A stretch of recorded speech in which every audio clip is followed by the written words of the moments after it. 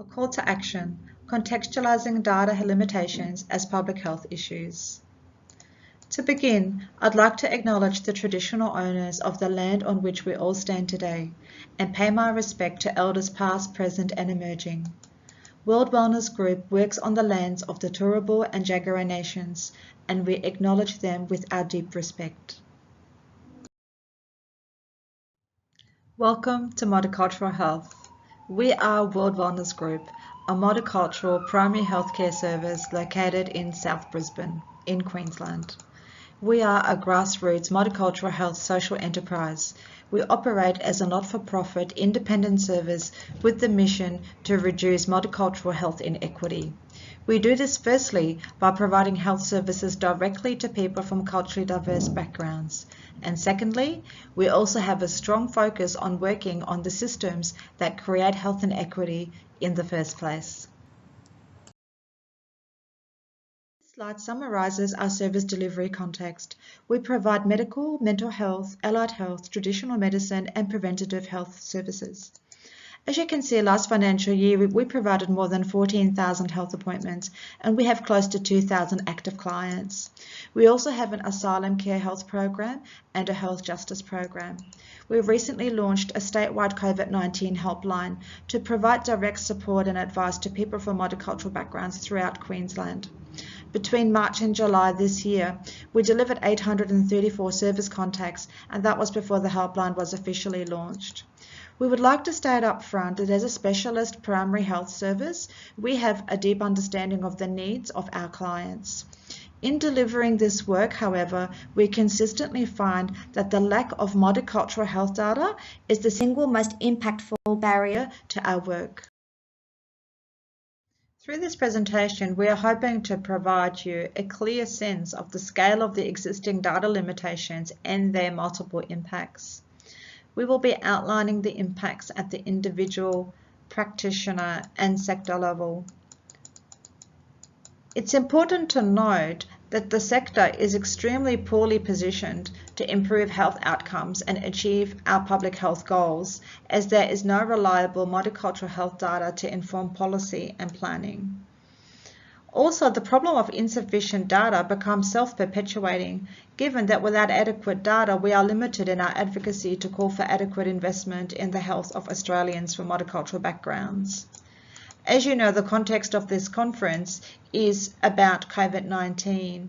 However, we strongly argue that these systematic limitations don't just constrain our ability to respond to the pandemic, but they constrain our ability to respond to all public health issues today and into the future. Our presentation is called A Call for Action, and we will outline ways we believe we can all work together to improve the data about multicultural populations in Australia. As many of you would know, in Australia, 49% of the population was born overseas or has at least one parent that was born overseas, and of these, 1 in 5 were born in a non-English speaking country. But despite this, it is our experience that we are absent from health research, national health surveillance data, national mental health data, primary health data, epidemiological data, and much more. We firmly believe that multicultural health should no longer represent an adjunct to mainstream healthcare. After all, multicultural is now mainstream. Let's now have a look at why we have such poor multicultural health data in Australia. As you can see from the slide, the current limitations are due to many factors. We are now going to unpack each of these points to better understand what their cumulative impacts are.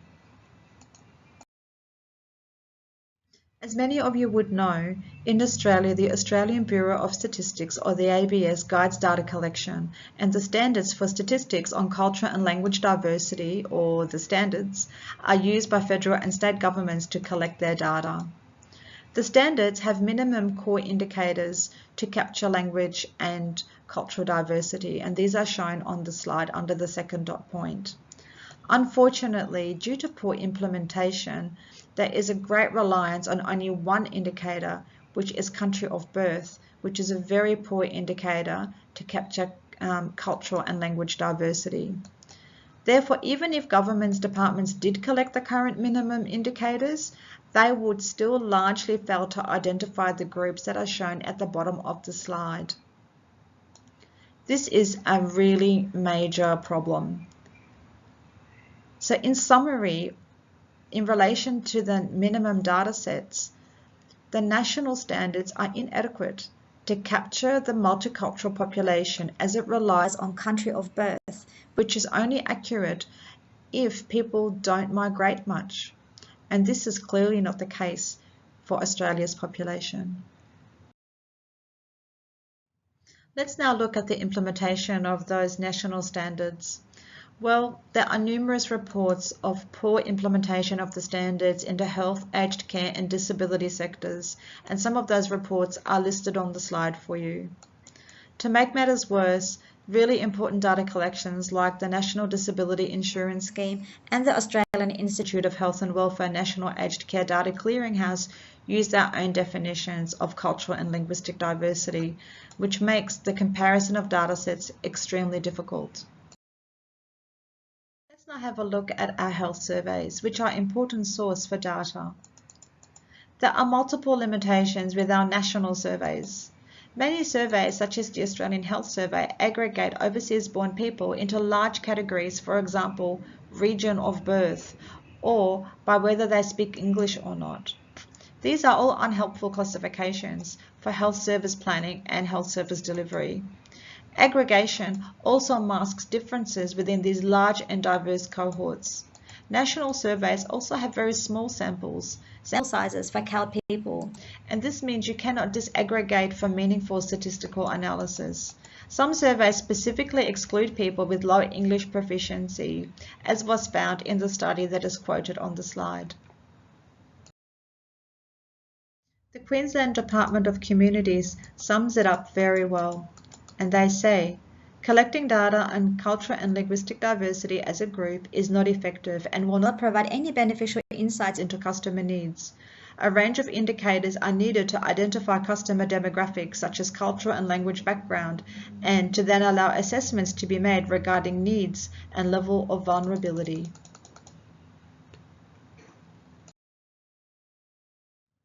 What about Australian multicultural health research? Well, as you can see from the data on the slide, two major Australian research bodies grossly underinvest in multicultural health research: the Australian Research Council and the National Health and Medical Research Council spend a very tiny proportion of their large budgets on multicultural health research. Unfortunately, the knock-on effect is that it leads to a gross underrepresentation of multicultural health issues in published research. One systematic review of articles published in 3 major Australian healthcare journals in 2010 found that only 2.2% of articles related to multicultural health. Let's now turn to the solutions. As a collective, we can harness significant power to advocate for meaningful change. The slide presents some of the solutions. Firstly, we need to update those national standards and include ethnicity in the minimum set of indicators. Several state governments have already done so, including Victoria, Western Australia, and Queensland. It could also be mandated to implement the standards in all human service data collections, as has been done to improve Indigenous health data, for example. Thirdly, we also suggest that it should be mandated to include specific measures and methodology to include ethnic minority research participants, as is done in the USA by the National Institutes of Health. Over in the USA in 1993, legislation was passed requiring that all federally funded clinical research prioritize the inclusion of women and ethnic minorities, and that research participants' characteristics be disclosed in research documentation. We clearly need to do something similar in Australia. Fourthly, we also suggest that a national working group be established to work on this important data issue. It will take a national effort and leadership to solve the issues that we have raised. To conclude, a large part of the solution is the active identification and progression of opportunities for action at the local, state, and national levels. We have identified some potential opportunities on the slide, but seek your advice on further opportunities. As we have stated, the issue of the underrepresentation of multicultural Australians within our health data is indeed a broader public health issue. Until such time as the experiences of all Australians appropriately feature within our health datasets and research outputs, we cannot possibly achieve our health priorities in this country. This applies to the current COVID-19 context, but will also apply to other current and future challenges. We'd like to thank you for the opportunity to present on this vital issue, and we would welcome your advice or collaboration on any opportunities to progress this issue at a systematic level. Our contact details are up on the slide. Please do get in touch. We would love to hear from you.